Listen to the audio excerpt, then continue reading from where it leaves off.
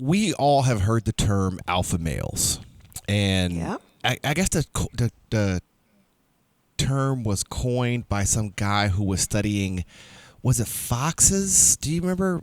Or whatever it was, he later recanted and said, no, I misunderstood. There wasn't really an alpha male, but the term had sort of taken off. And there are other alpha males, but that has triggered this whole thing. Have you ever heard of a beta male? No. So there's beta men, there's gamma men, there's omega men,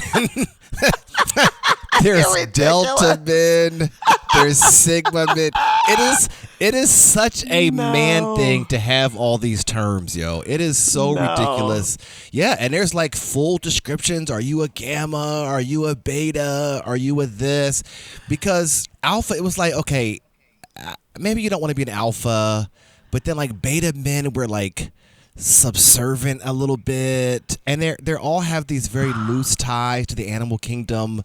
But it has gotten so ridiculous. So you are free, you, Jobina, or the listeners. You can go online and you can find out the men in your life, if they are omega. What kind of man they are. All right, let's start the show. No.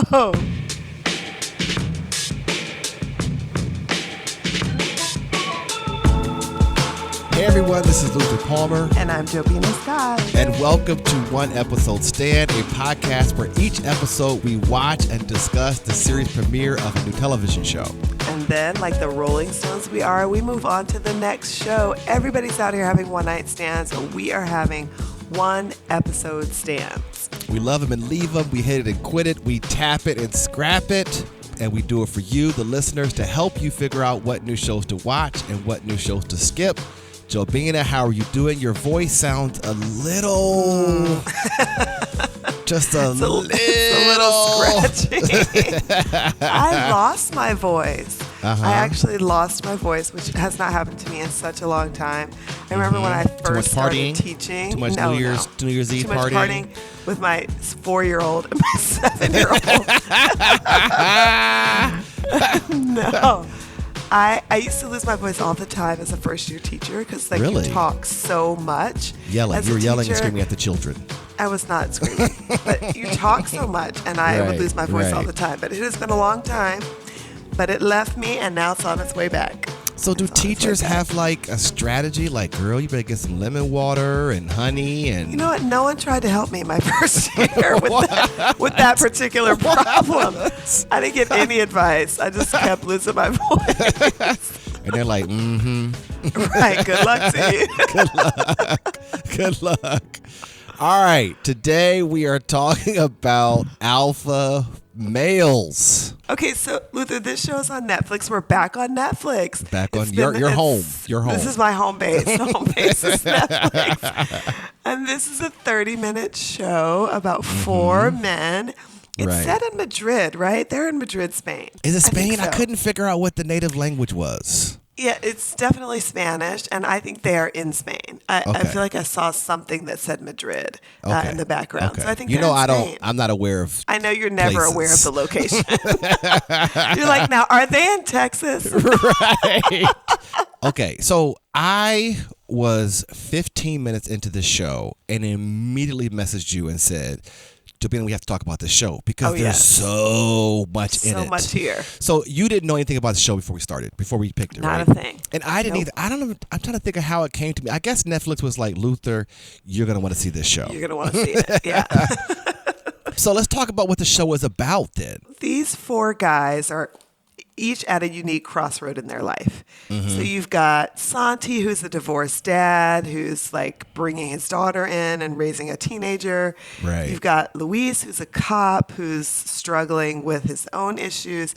Pedro lost his job. What are his issues? Well, he's struggling with some erectile dysfunction. Well, wait a minute now. Isn't he? It never really said erectile dysfunction. Well, I'm just lack of sexual drive. Desire. Lack of desire. Yeah, he was having some lack of desire. You just threw ED on that man. I think it may have been associated with ED. What? Jobina, they never said anything about ED. You're just... I was reading between the lines. Oh God. He called it a rough patch at one point. And you were like, that's ED. That's ED. Go to your doctor. Wait a minute now. I do not. Seriously, ED is a serious issue. It is. We are laughing, but we are laughing. Go to your doctor. But go to your doctor. Yes. Well, and then the last guy, Raul, he's a restaurant owner whose girlfriend is like, we should have an open relationship, and his mind is blown. But also, Raul is cheating. Well, it's such an anomalous situation because he is having this relationship, but he's like, absolutely not. We're not having an open relationship. Right. It's like, but you actually are right now. Right. Oh man! Again, cheating is not funny. It's a very serious issue. It's very serious. And then the last guy, he was like fired and replaced by a woman, so he says. Yes. Right. So Poor Pedro. he is in his feelings about that for sure. Certainly. But yeah, they're all at a crossroads trying to figure out who they need to be in an ever-changing world. Right. Okay. How does the show look, sound, and feel? We talked about it's in Spanish. Now, I, of course, listened to the English dubs. Yeah, it came up as an English dub for me, too. And I just felt like the language, it had to be richer in Spanish. I was like, I wish I spoke Spanish so I could hear what they were really saying. Yeah, there were some moments where I was the like... lines were corny in English. I was just like, ugh. Yeah, I didn't like the dub. The show has a corny tone, but some of the language with the English dub was just something got lost. Something got lost for sure. In translation, for sure. In fact, I was watching it sort of kind of out of the corner of my eye when I first turned it on, and one of those phrases came up, and I was like, "What did he say?" And I looked, and I could see his lips weren't matching the words. Right. And I was like, "Oh, this is a dub. This is a dub. This is a dub." And I guess Netflix just knew. Give Luther the dub. Like, don't even play Luther's around not with the original language. Watch this with subtitles.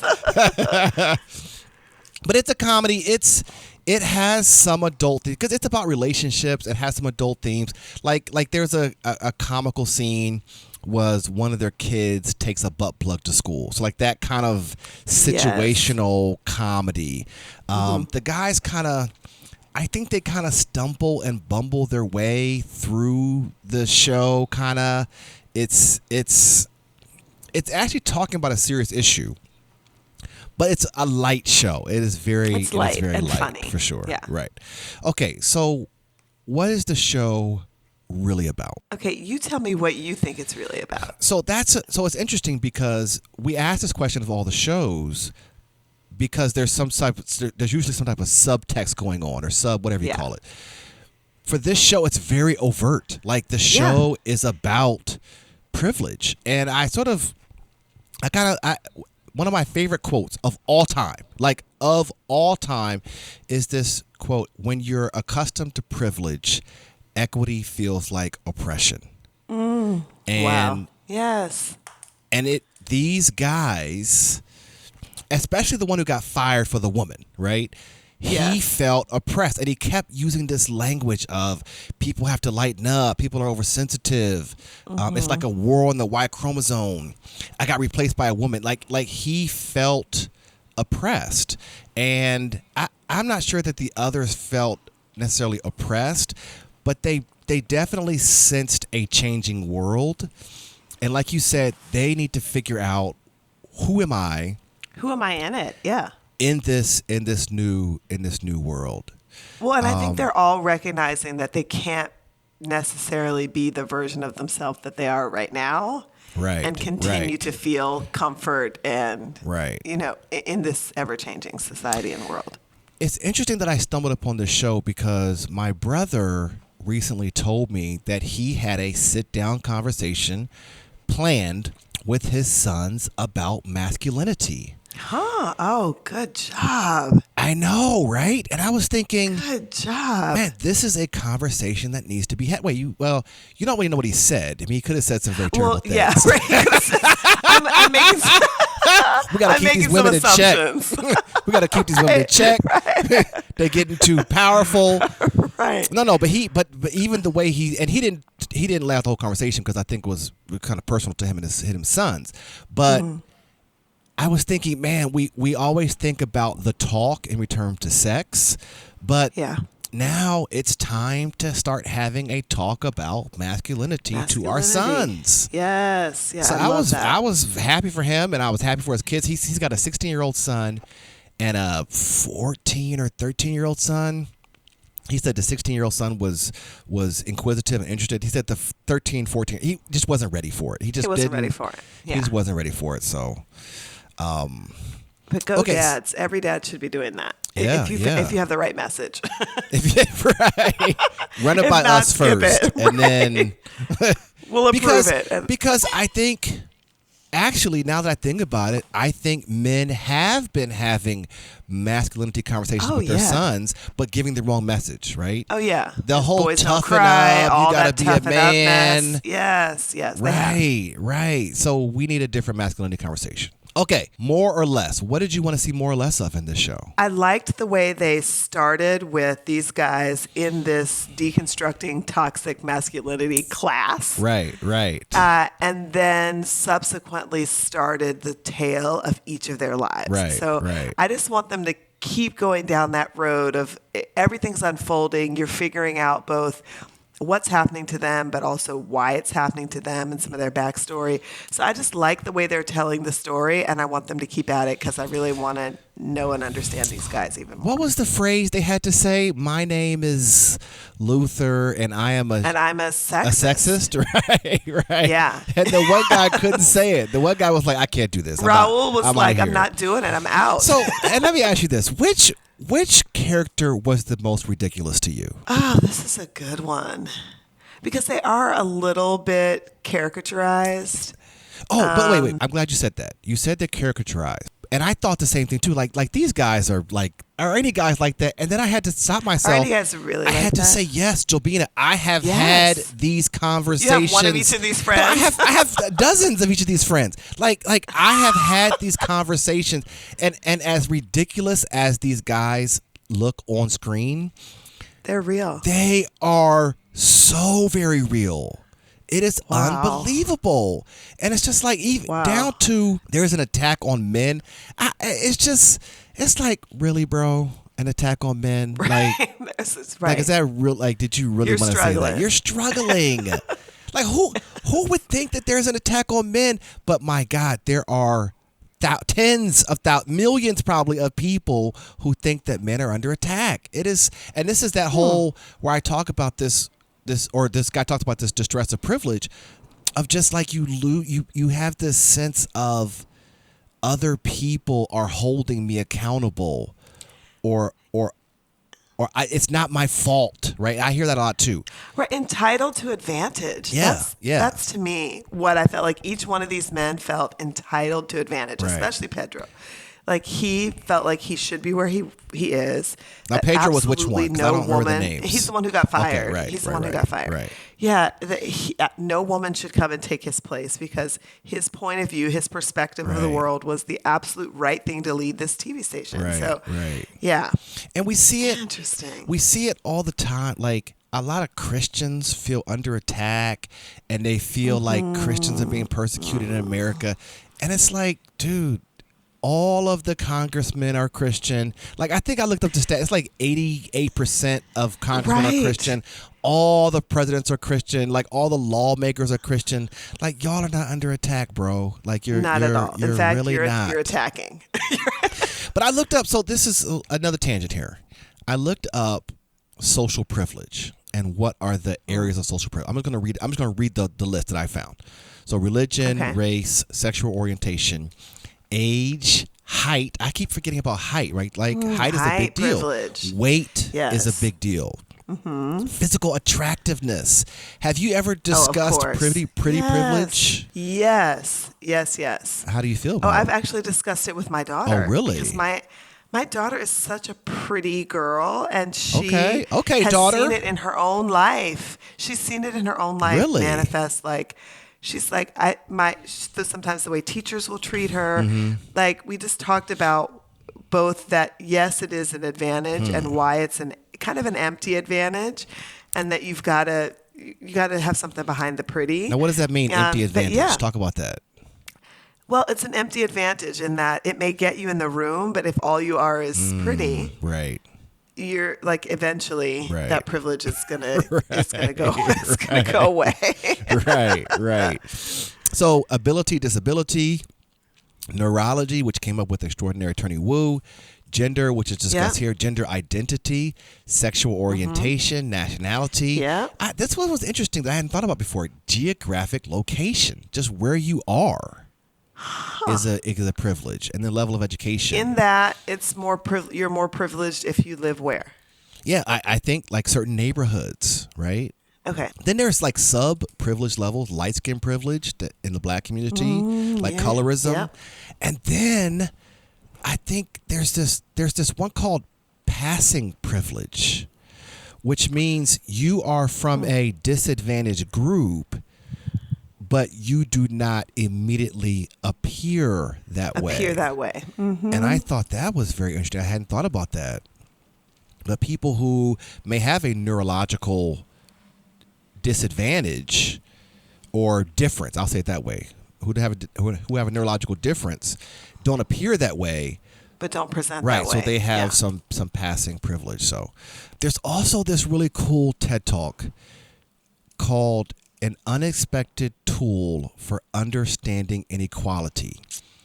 So this woman, Eugenia Chang, talks about how abstract math can be used as a tool to understand like intersectional privilege, or how I used to get in this conversation with these friends of mine, these other black men, and I would be trying to convince them that black men have more privilege than black women, and they didn't see that because they were reluctant to accept that male privilege is a thing, even though they are disadvantaged by black racially, privilege. yeah. Right.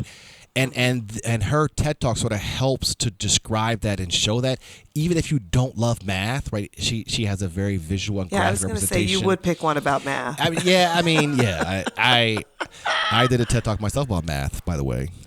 But when I was doing that TED Talk, I looked at all the TED Talks about math, and I came across this one, and I loved it. But she has a very graphical representation of it, and it helps to say, like, just because you're black doesn't mean you don't have able-bodied privilege. It doesn't mean you don't have male privilege. Now, gender privilege, it might still set you back because you're black. It doesn't make everything okay, but that's not really how privilege works, where it's either at all or none. So, okay, more. I would like to see more. And I get into this a lot these days, where I was actually curious about a different perspective. So I wanted to hear about the women's perspective. So the one woman who's married to the man who has ED, as you have diagnosed him of having, like, I want to hear, like, she grew up in a world thinking that men want sex, right? That's the thing we're all taught. Men want sex, women don't want sex. So now she's married to this guy who doesn't want sex. Like, how does she interact with that? And she actually calls him a loser. She's like, "Oh my God, you're such a loser." And they didn't talk about his career. I assume he had some career success. And the one guy who got fired, he was rich and he was wealthy, and they were kind of in his house, and she was comparing her husband to him, and she was like, "Oh, you're such a loser." But in that moment, he didn't want to have sex with her. So I want to hear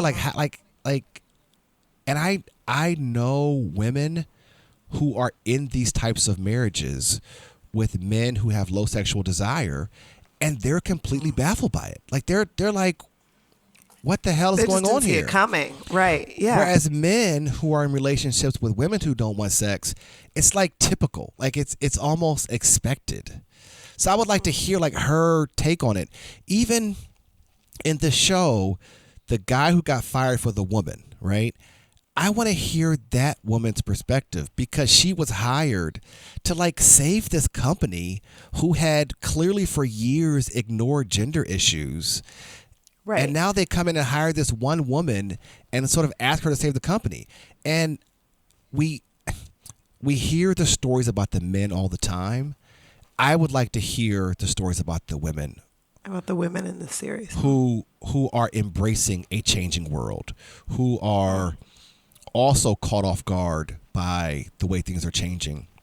and how they're hurt by the way things are changing and how they're helped by things are changing. So that's probably too much to ask, one but I thing would like that to see I more. noticed, one thing I noticed about the women in this series, though, is that in a lot of cases they are fully embracing change and leading it. Yeah. You think about Pedro's girlfriend, who is like, well, I'm going to continue creating content and I'm going to figure out how to be successful and make money. Right. Raul's girlfriend, who is like, let's save our relationship right now. Like, it's beautiful right now, but let's make it enduring by trying an open relationship. Right. I feel like the women in this show, for the most part, are kind of like on the precipice of change and embracing. Right. And the men are so far behind. Yeah. And they're lagging. Okay, marry, kill, or one night stand. I'm going to give you a character. You're going to give me a character. We have to decide which category we put them in. Okay. You go first. Okay, I am going to give you Santi's ex-wife because he talks a lot about how gorgeous she is. In fact, he's out on a date and he sees her. And he's on a date with a woman who is curvy, and he doesn't like that. And he's telling her how gorgeous his ex-wife is, and then they see her. And I'm curious to know what you think of her, because she's also a challenge. First of all, I think you're drifting into later episodes because I didn't see that scene.